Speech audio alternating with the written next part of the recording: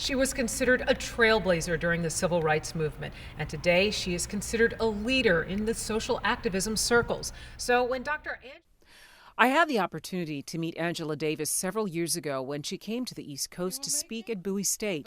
She spoke out about the continued need to fight against the injustices in the United States.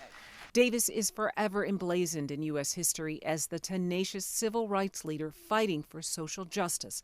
She was targeted by authorities for her views on communism and her ties with the Black Panther Party during the 1960s.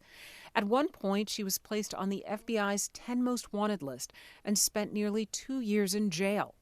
During her 45-minute talk, she only touched on that briefly and instead highlighted the contribution other women made during the civil rights movement and urged students to get involved. And she even took questions from the audience, including one from me. When I asked her about social justice movements in the United States, this is what she had to say.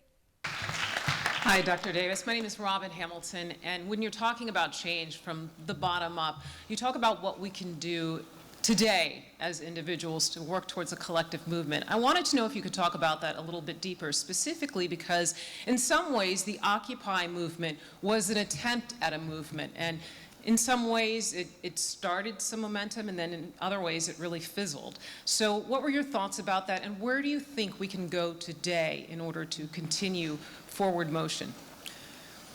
Well, I don't really think the Occupy movement fizzled. The encampment phase, which was the phase we got to witness, could only last so long. And we would not want to simply focus our energy on the kinds of encampments and the dramatic moments. What I have seen over the last period is that vast numbers of people who were politicized by the Occupy movement are active now. They're active in anti-eviction movements. They are preventing people from being evicted. They're calling for the use of public property in ways that will help the community. They're active in the movement, the anti-prison movement, the movement against the prison industrial complex. We don't always see the work. It's not always dramatic.